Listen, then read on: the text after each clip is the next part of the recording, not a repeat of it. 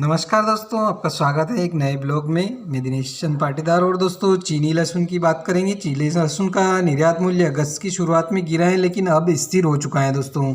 तो चीनी लहसुन का जो मूल्य है दोस्तों, अगस्त के शुरुआत में काफ़ी गिर गया था, लेकिन अभी स्थिर चल रहा है।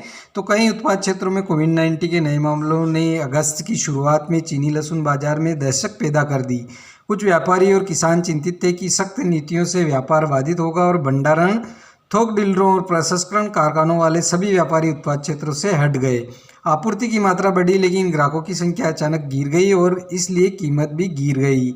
इस महीने चीनी लहसुन बाजार में दहशत के कारण कीमतें गिर गई। भंडारण में लहसुन के अलावा लहसुन की केवल थोड़ी आपूर्ति मात्रा है और इसके उत्पाद की गुणवत्ता गिर रही है। जो लहसुन भंडारण में नहीं रखा जाता वह केवल हो सकता है लगभग 2 से 3 सप्ताह तक बेचा गया।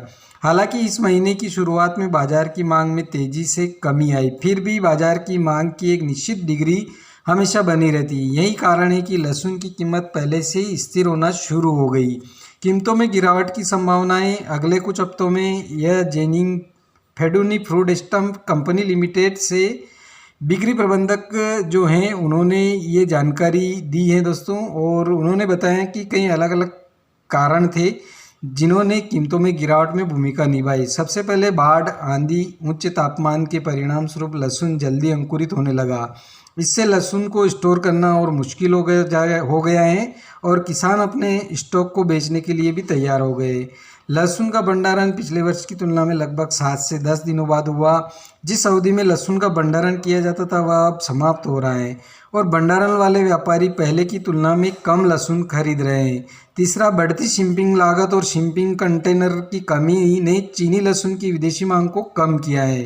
तो दोस्तों, हेनान में बाढ़ और आंधी का जो चीनी लहसुन के गृहनगर जिक्सियान में लहसुन उत्पादन क्षेत्रों पर भी कोई सीधा प्रभाव नहीं पड़ा है, लेकिन जो हेनान के कुछ व्यापारी अपने लहसुन को खरीदने और स्टोर करने के लिए जिंगसियांग आए, जिससे काफ़ी धक्का लगा। जिंगसियान में लहसुन की कीमत बढ़ी। फिर भी बाढ़ के प्रभाव से चीनी लहसुन बाजार पर केवल एक छोटा सा प्रभाव डाल सका, ज़्यादा प्रभाव नहीं पड़ा है।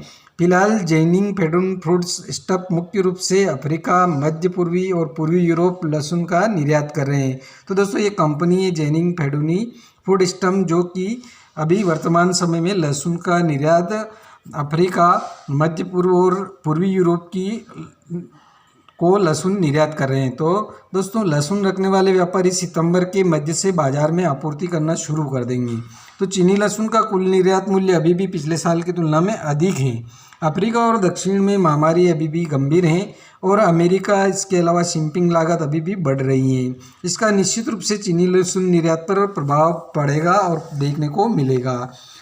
लेकिन चीनी लहसुन की हमेशा ही विदेशों में काफ़ी मांग रहती है दोस्तों, और अभी भी चीनी लहसुन का जो विदेशों में डिमांड अच्छी है और विदेशों में चीनी लहसुन की सप्लाई की जा रही है, निर्यात बराबर हो रहा है। लेकिन जो एक तो उनके लिए मुख्य कारण ये है कि जो शिपिंग लागत बढ़ी है और कंटेनरों की कुछ कमी है, जिसके कारण भी लहसुन विदेशों में नहीं ज़्यादा सप्लाई कर पा रहा है चीन।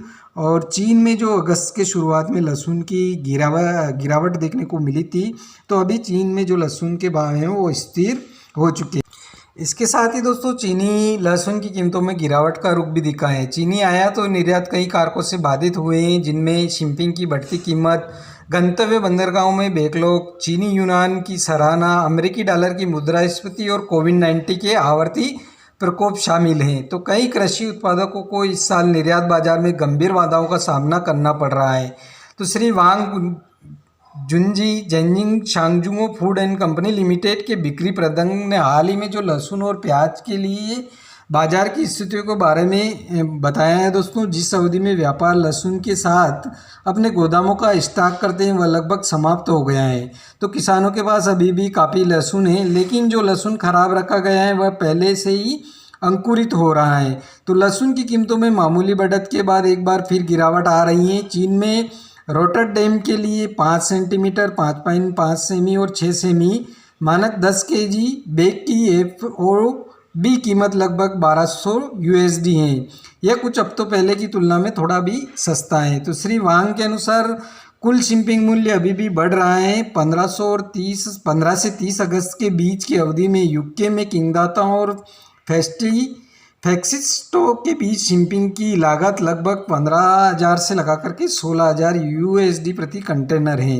तो व्यक्तिगत लागत की गणना लगभग 680 अमेरिकी डॉलर प्रति टन पर आ जाता है दोस्तों। तो ये चीनी जो लहसुन है दोस्तों, अभी भी वहाँ पर भाव में थोड़ी बहुत गिरावट देखने को मिल रही है और जो चीन का लहसुन है वो अंकुरित हो रहा है और जो व्यापारियों के पास गोदामों में स्टॉक था वो लगभग समाप्त हो चुका है और ज़्यादातर लहसुन है वो किसानों के पास बचा हुआ है दोस्तों।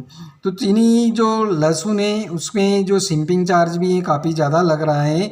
इसके कारण भी व्यापारियों में थोड़ा निर्यात के प्रति गंभीरता नहीं दिखाई गई और व्यापारियों ने अपना स्टॉक पहले से ही समाप्त कर दिया और ज़्यादातर जो लहसुन है चीन का वो अभी अंकुरित हो रहा है, जिसके कारण भी काफ़ी लहसुन चीन का ख़राब हो चुका है दोस्तों। और अभी वर्तमान समय में जो ज़्यादातर लहसुन है किसानों के पास है दोस्तों। वीडियो पसंद आए तो ज़रूर लाइक करें और चैनल को सब्सक्राइब कर लें। धन्यवाद।